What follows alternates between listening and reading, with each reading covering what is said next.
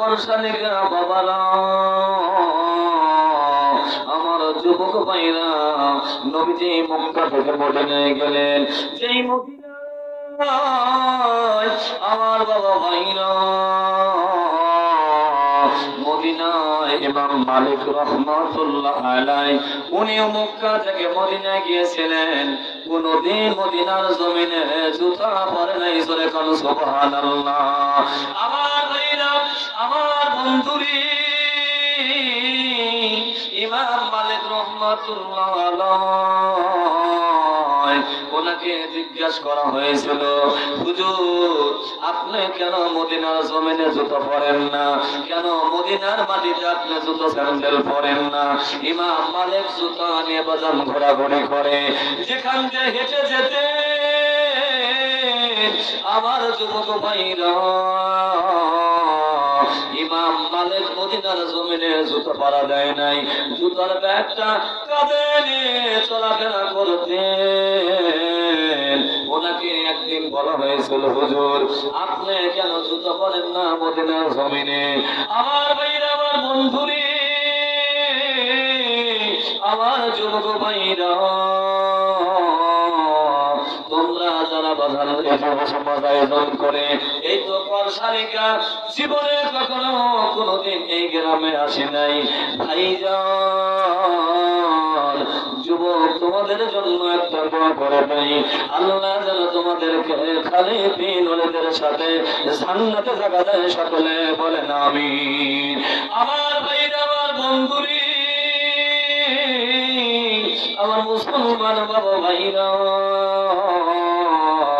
ইমাম মালিক ওই দিন বলেছিলেন, আমি যখন এরকম হাঁটাচলা করি মদিনার জমিনে, মদিনার মাটিতে নবীজির কবর, নবীজির রওজা মদিনার মাটির নিচে, আমি ইমাম মালিক মদিনার জমিনকে জুতাতে পাড়া দিতে পারি না। জোরে বলেন সুবহানাল্লাহ।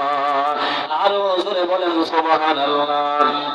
আমার ভাইরা, যে কথা বলতেছিলাম, নবীজি মক্কা থেকে মদিনায় যে একটা যুব সংগঠন করেছিলেন। আজ তোমরা পরশালিকার যুবক ভাইরা, আমি একজন শিক্ষক হিসাবে বলছি, দেখো তাওহীদ যুব সংগঠন করেছ। উল্লাপাড়ায় দেখেছিলাম আবাবিল যুব সংগঠন। আর নবীজি মক্কা থেকে মদিনায় যে হিলফুল নওফাজল নামে একটা শান্তি সংগঠন করেছিলেন। সুবহানাল্লাহ। আমার বন্ধুরে, যুবক ভাইরা, নবীজি মক্কা থেকে মদিনায় যে আল হিলফুল বাজার, হিলফুল শান্তি সংঘ একটা সংগঠন করেছিলেন। আজকের এই করশালিকার যুবকেরা আত-তাওহীদ যুব সংঘের উদ্যোগে কোরআনের মাহফিলে বাইতুল মামুর জামে মসজিদে করশালিকা বাইতুল মামুর, আহারে কোন দিকে যাব? আল্লাহ যেন যুবকদেরকে হিলফুলের সাথে কবুল করে। সকলে বলেন আমিন। আমার ভাইরা, না কোনো দিকে বাজান নজর নাই। মদিনার রাসূল বললেন, চার জিনিসের দিকে তাকালে আল্লাহ তার গুনাহ মাফ করে দিবে।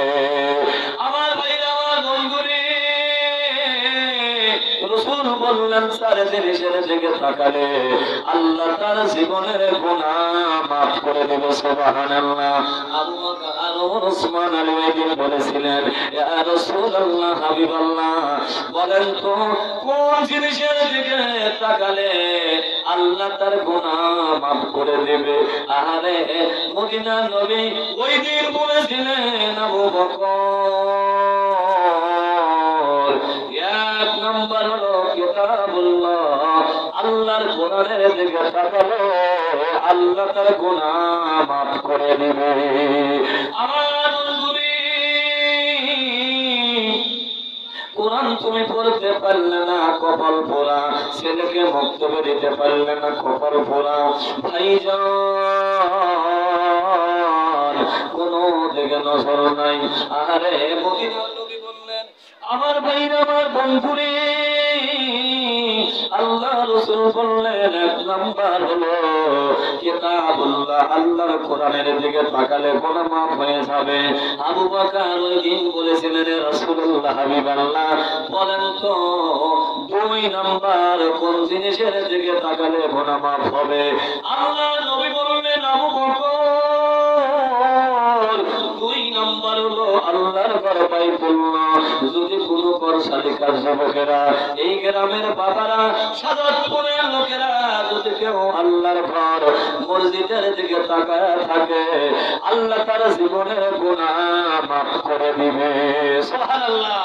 ভাই মসজিদের দিকে তাকায় থাকবেন, আল্লাহ গুনাহ মাফ করে দিবে। মসজিদ দরকার আছে কিনা? আছে। মসজিদের দিকে তাকাবেন, আল্লাহ গুনাহ মাফ করে দিবে। আমি বাজানো সর্বপ্রথম বেশি আফতার করব না, মসজিদের দিকে তাকালে আল্লাহ যদি গুনাহ মাফ করে দেয়, ওই মসজিদ দরকার আছে কিনা বলেন তো ভাই? এই যে যুবকেরা কোরআনের মাহফিল দিল, আরে আমি কোন ঘটনা আপনাদের শোনাবো। যুবক তোমাদের মতো যুবক আব্দুল্লাহ ইবনে মাসউদ, উনি তো খানায় কাবার সামনে কোরআন শরীফ পড়তেছিলেন। এই মসজিদের জন্য সর্বপ্রথম আল্লাহর ঘরে আমার মতো আলেমের কাছে আমি তো উল্লাপাড়া থেকে এসেছি ভাই, মসজিদের জন্য একজন মানুষ বলেন তো হুজুর আমি এই করশালিকা বাইতুল মামুর মসজিদে